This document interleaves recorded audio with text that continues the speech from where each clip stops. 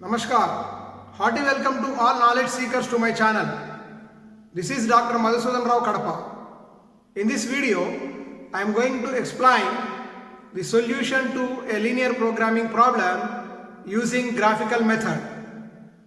Here we have two different products A and B that are processed on machines M1, M2 and M3.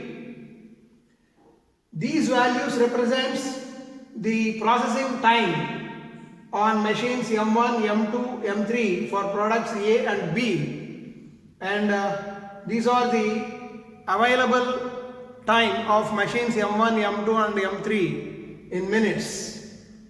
Now we can read this problem like this. A company produces two products A and B. Product A requires 2 minutes, 3 minutes and 1 minute on machines 1, 2 and 3, whereas product B requires 3 minutes, 2 minutes and 1 minute on machines M1, M2 and M3 respectively, and the availability of these machines in minutes, maybe per week or per month, is 1500, 1500 and 600 respectively.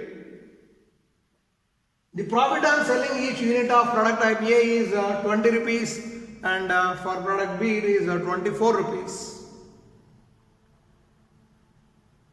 The condition is that the minimum number of units for product B is 200 units. Now find the optimal solution to this problem. So this is the statement of the problem. Now we have to declare variables here. Let us say x1 is the number of units of product type A and x2 be the number of units of product type B. Then we can formulate the LPP like this. That means we are converting this problem into a linear programming model. Now the objective function is Z equal to, here on selling each unit of product type A we get a profit of 20 rupees and for product type B it is 24. As we are going to produce x1 and x2 units of product type A and B, the total profit will be like 20 into x1, 20x1 plus 24 into x2, 24x2. This is the total profit which is represented by Z, and our objective is to maximize this profit. And here we can formulate three constraints for these three machines because the availability of the machines is limited. Now for first machine we can write the constraint like subject to 2 into x1 for first product. For second product it is 3 into x2. 2 minutes for each unit of product A and 3 minutes for each unit of product B. So the total utilization of machine M1 is 2 into x1 plus 3 into x2. This should be less than or equal to 1500, the available time. Similarly, for second machine we can write 3x1 plus 2x2 less than or equal to 1500. For third machine we can write the constraint as x1 plus x2 less than or equal to 600. And fourth constraint is that the minimum production quantity for product B is 200. That means x2 should be greater than or equal to 200. So these are the four constraints. This is the objective function and these are the four constraints, and the non-negativity constraint is that x1, x2 greater than or equal to 0. This is the non-negativity constraint. Now we have to solve this problem. As there are two variables, any two variable problem, whether it is of maximization type or minimization type, can be solved using graphical method. If the number of variables is more than 2, then we cannot use graphical method. For such problems we have some other methods like simplex method. In simplex method also, depending on the type of constraints, there are different variants. Now let us plot a graph here. Let us take two mutually perpendicular axes. Let horizontal axis represent product A and vertical axis for product B. That is, we are taking the coordinates x1 and x2 on horizontal and vertical axis like this. Now, as per the general constraint, x1 is greater than or equal to 0. Now, x1 equal to 0 is vertical axis. On this axis, x1 equal to 0, and x1 greater than 0 is towards the right. That is in the first quadrant. Similarly, x2 equal to 0 is the horizontal axis, and above this, that is in first quadrant, x2 is greater than 0. Now, for these constraints, in each constraint we have an equation and an inequation. Now let us take the equation parts so that we can draw straight lines for these equations, and the inequality part will represent any one side of that line, maybe towards the origin or away from the origin. Now let us take the first constraint. 2x1 plus 3x2, I am considering only the equation part, equal to 1500. Now, at x1 equal to 0, we get x2 equal to 500. So, 0, 500 is 1 point. And at x2 equal to 0, x1 will be 750. So we get another point 750, 0. Now these 2 points are sufficient to draw a straight line. Similarly, for other constraints also, let us find the points through which the lines will pass. For second constraint, considering the equation part, 3x1 plus 2x2 equal to 1500. At x1 equal to 0, we get x2 equal to 750. So the ordered pair is like 0, 750. And at x2 equal to 0, we get x1 equal to 500. So this is 500, 0. Similarly, for third constraint, x1 plus x2 equal to 600. At x1 equal to 0, we get x2 equal to 600. So the ordered pair is 0, 600. At x2 equal to 0, x1 equal to 600. So we get another point. The coordinates as 600, 0. And for this constraint, fourth constraint, x2 equal to 200. For this also we can draw a straight line. Now we have to draw straight lines for these 4 constraint equation parts. Now as we have got these values, 500, 750, 600 like that, accordingly we will take a scale here, 100, 200, 300, 400, 500, 600, 700, 800, say. Similarly on vertical axis, 100, 200, 300, 400, 500, 600, 700 and 800, say. Now for first constraint 0, 500 is this point and 750, 0 here. So joining these 2 points we can draw a straight line like this. This is for constraint 1. Now 2x1 plus 3x2 less than or equal to 1500 may be split into 2 parts, that is 2x1 plus 3x2 equal to 1500. So all the points lying on this straight line in between these 2 points will satisfy this constraint in equation form.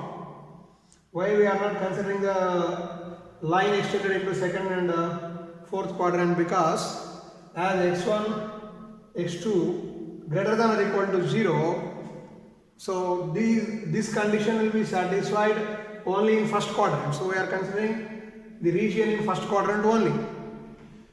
So all the points lying on this straight line in between these 2 points will satisfy this constraint exactly in equation form. Now this line is dividing this region into 3 set of points. A set of points lying on the straight line, a set of points towards the horizon, and a set of points away from the horizon. Now among these 2 regions on either side of the line, a set of points on one of the sides will be representing 2x1 plus 3x2 less than 1500, and the other side will be representing 2x1 plus 3x2 greater than 1500. So here a simple test is that we have horizon where x1, x2 equal to 0, x1 equal to 0 and x2 equal to 0. Now if you substitute these 2 values here, that is 2 into 0 plus 3 into 0, substituting the coordinates of horizon 0, which is less than 1500. So the region towards horizon represents 2x1 plus 3x2 less than 1500. So let us hash that region. So this region is hatched. Now secondly, we have 3x1 plus 2x2 equal to 1500. For this constraint 0, 750 is one of the points, the other point is 500, 0. Yeah. So we will get a straight line like this. Okay.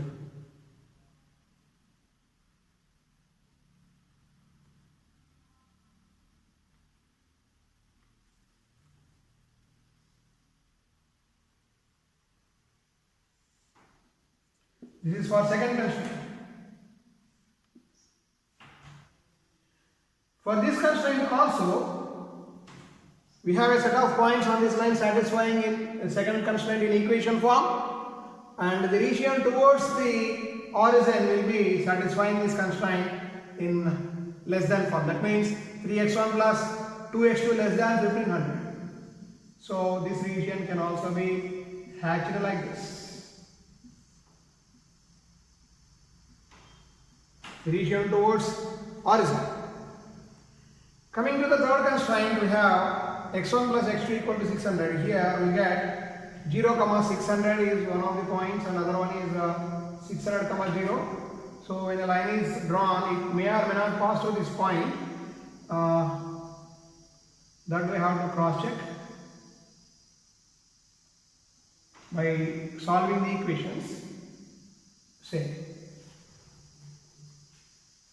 Now for this line also, the region towards horizon will be satisfying this constraint in inequality form, like x1 plus x2 less than 600.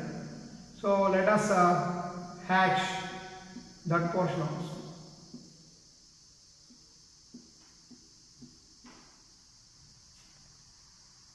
Next, we have another constraint x2 equal to 200. Here x2 equal to 200 will be a line parallel to the horizontal axis, and x2 is greater than 200 is the region in upward direction. Now let us use vertical lines for hatching.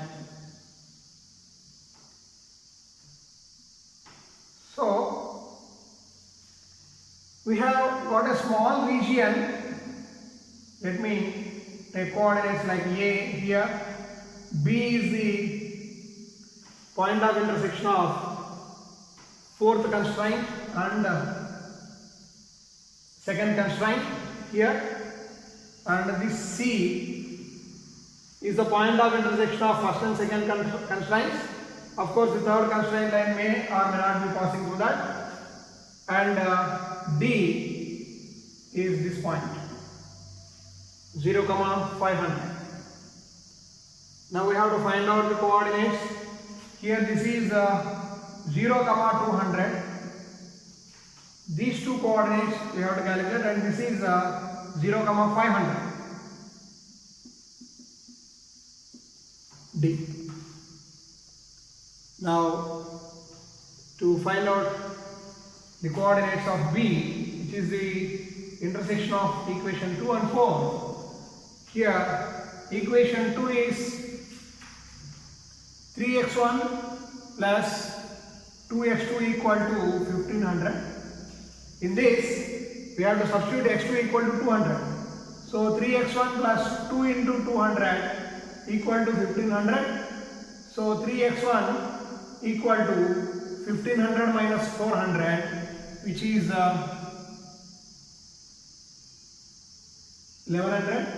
So x1 equal to 1100 by 3. So the coordinates of B are 1100 by 3, 200. In order to find out the coordinates of C, we have to solve equations 1 and 2. Now I will erase this part and solve equations 1 and 2. The first constraint equation is 2x1 plus 3x2 equal to 1500, and the second constraint equation is 3x1 plus 2x2 equal to 1500. Since none of the coefficients of x1 and x2 in these two constraints are equal, let us multiply this equation 1 by 3 and equation 2 by 2. So we get 6x1 plus 9x2 equal to 4500, and 6x1 plus 4x2 equal to 3000. So we get 5x2 equal to 1500. So x2 equal to 300. Substituting x2 equal to 300 in equation 1 or equation 2. So substituting x2 equal to 300 in equation 1, say 2x1 plus 3 into 300 equal to 1500. So 2x1 equal to 1500 minus 900 is 600. So x1 equal to 300. So the coordinates of C are 300, 300. x1 equal to 300 and x2 equal to 300. Now let us check whether this point coincides with the intersection of, this line, that is corresponding to constraint 3, whether this one also passes to this point or not. So constraint 3 is x1 plus x2 equal to 600. So as these two coordinates 300 plus 300 equal to 600, so this line will pass through C. So C is the intersection of these three constraint equation lines. Now we have the coordinates here for this region, and this region which has or which satisfies all the four constraints simultaneously is called the solution space. Here we got a quadrilateral. So depending on the number of constraints, we may get sometimes a triangle or a quadrilateral or any other polygon. Now one of the corner points of this solution space will give us the optimal solution. That means maximum or minimum depending on the type of problem. Now let us draw a line corresponding to this objective function z equal to 20x1 plus 24x2. Now at x1 equal to x2 equal to 0, that is the origin, when we substitute x1 equal to x2 equal to 0, that is also equal to 0. So we can draw a line passing through the origin with this slope, where slope equal to minus 20 by 24. We'll get a line maybe like this.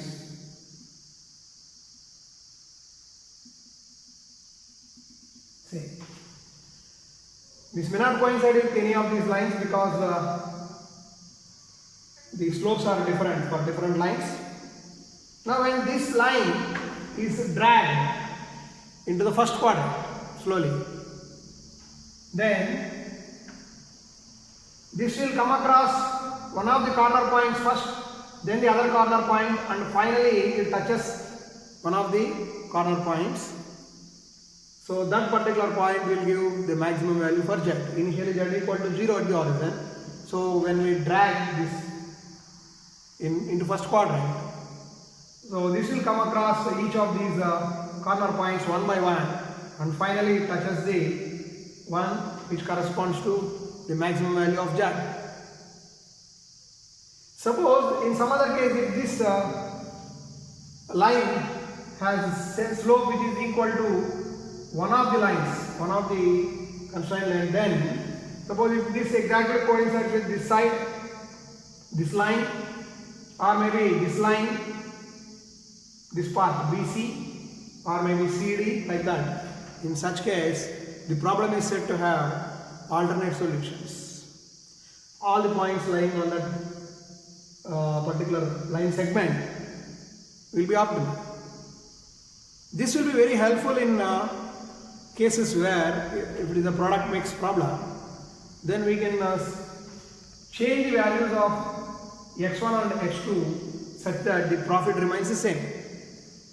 So in competitive scenario in markets, we can change the product mix, quantities of two different types of products, but the profit remains the same. If not, if the straight line corresponding to objective function does not, has slope same as that of any one of these lines, then we will get a unique solution. So that is how we can understand how it works.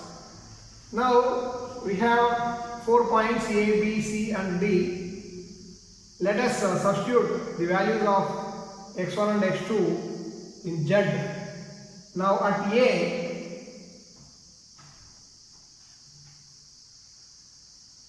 I will write down here. At A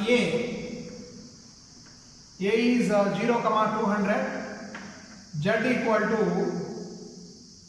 20 into 0 plus 24 into 200, which is equal to 24 into 200, 4,800. This is the profit at this point. At B, which is 1100 by 3, 200, Z equal to 20 into 1100 by 3 plus 24 into 200. So this will be 22,000 by 3 plus 4,800. which is equal to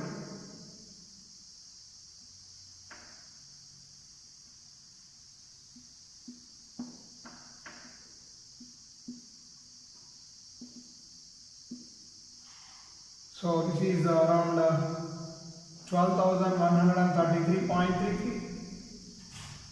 Then at C, which is 300, 300, Z equal to 20 into 300 plus 24 into 300, which is equal to 20 plus 24, 44 into 300, which is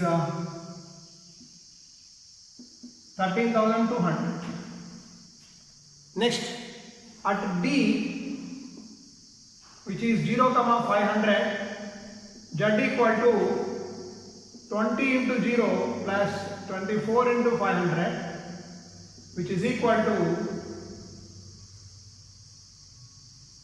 12,000. Now, at A, the profit is 4,800. At B, it is 12,133.33. At C, it is 13,200. At D, it is 12,000. Now, which is maximum? Obviously, at C, the profit is maximum. So, we can write the optimal solution like this. Optimal solution is